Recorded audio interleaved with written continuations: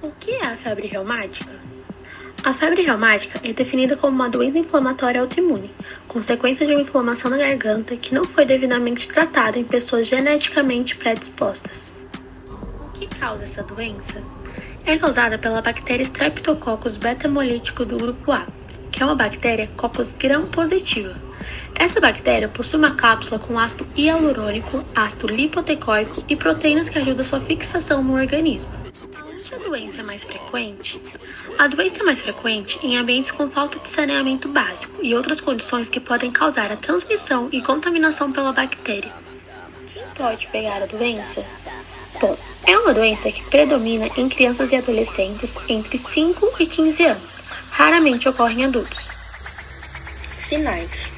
Assim como em outras doenças reumáticas, pode não ser evidente e pode ser tratada com tratamentos precoces, como anti-inflamatório.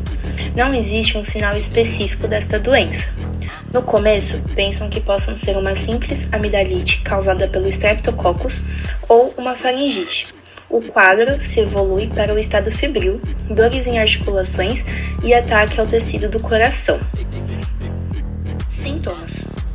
A artrite é a manifestação mais comum da febre reumática. Ela é caracterizada por uma inflamação das juntas, bastante dolorosa, com inchaço e vermelhidão.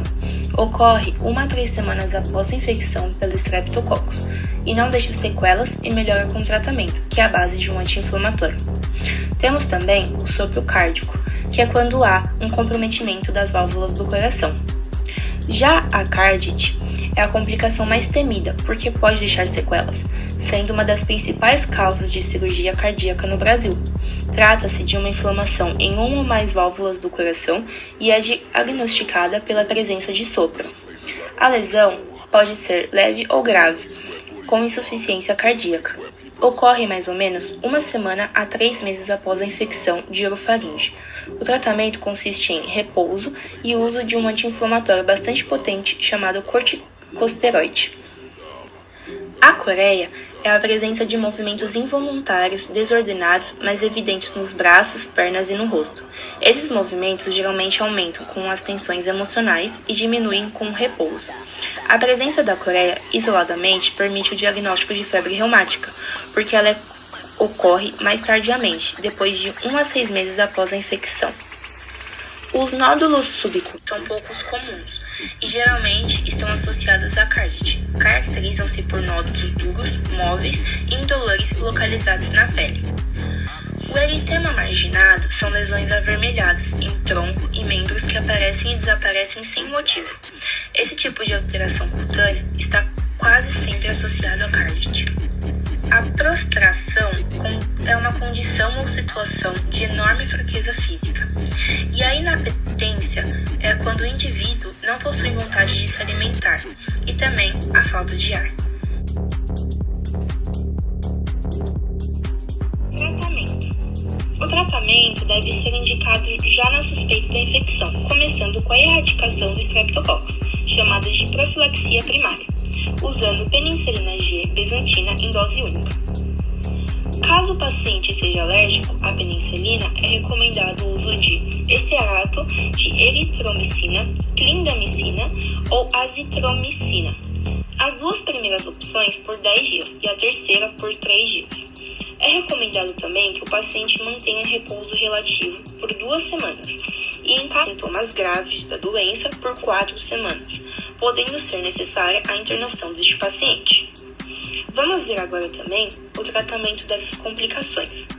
Para o alívio da febre, é sempre indicado o paracetamol ou dipirona.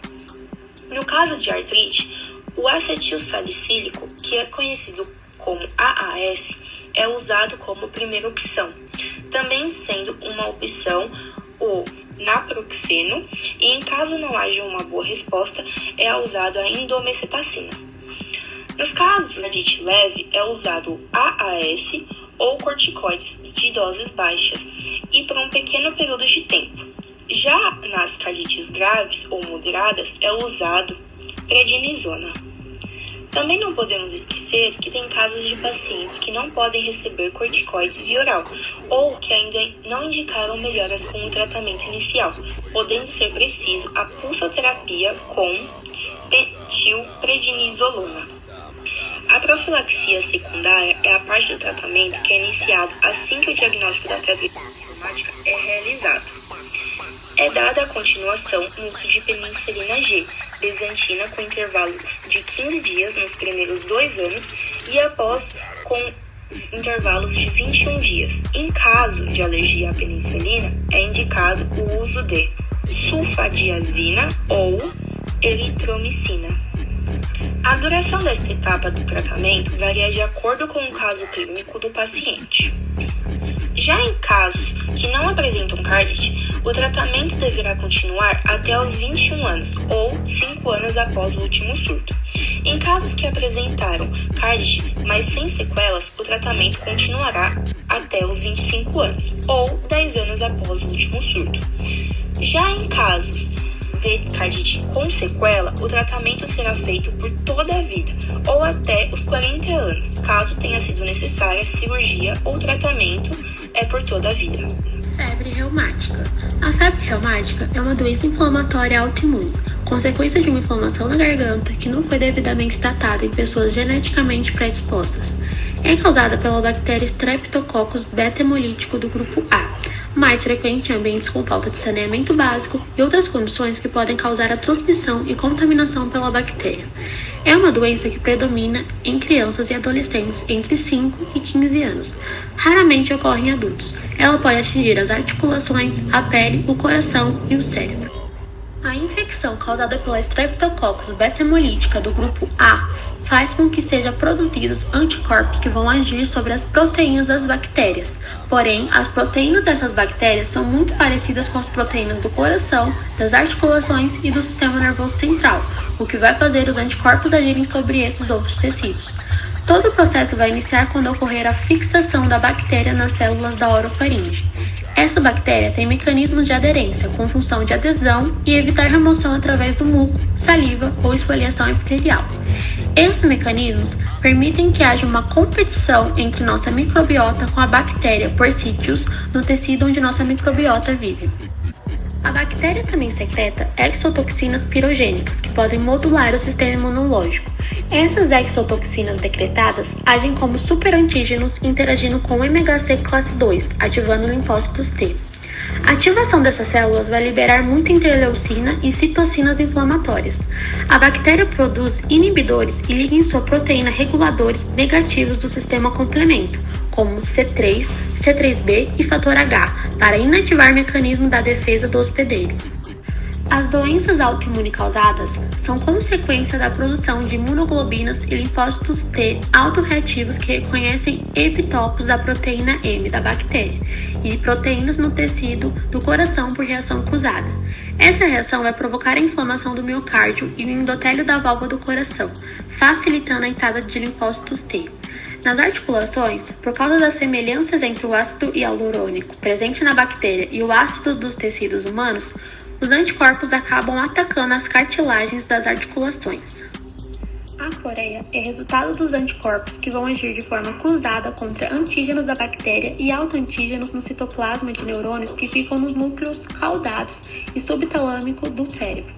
Os nódulos de Ashov são consequência da degeneração das células musculares cardíacas com lesões inflamatórias perivasculares.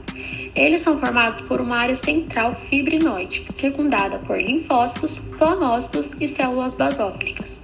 E, por fim, os nódulos subcutâneos que se assemelham aos nódulos A epidemiologia da febre reumática.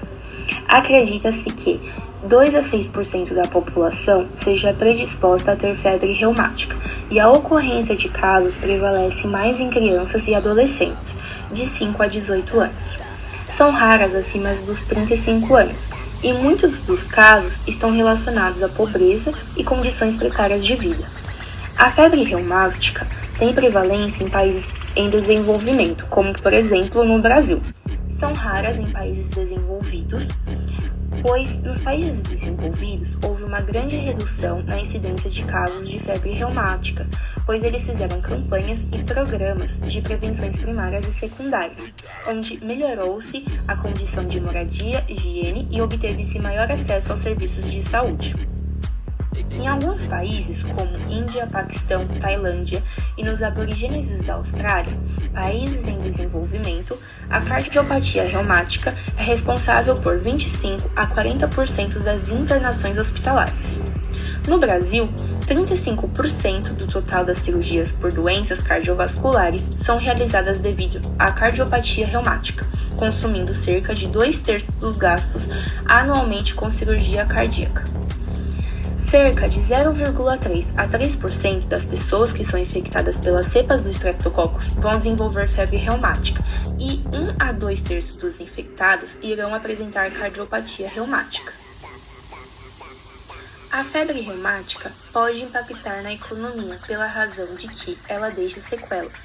A cardiopatia reumática, que é responsável pela grande morbidade e altos custos com medicamentos e tratamentos com pacientes afetados pela doença. De acordo com dados de 2009, a estimativa é que ocorram no mundo 500 mil novos casos de febre reumática por ano, uma prevalência de 15 milhões de casos de cardiopatia reumática e 233 mortes em decorrência à cardiopatia reumática. Causa lesões cardiovasculares irreversíveis. E é a maior causa de mortalidade vascular em crianças e adolescentes em países de desenvolvimento, alterando a qualidade de vida destes. De acordo também com dados do DataSUS, no Brasil, a decorrência da doença vem caindo nos últimos anos. As internações por febre reumática e cardiopatia reumática caíram de 31 mil casos por ano, início dos anos 90, para 14 mil casos em 2011.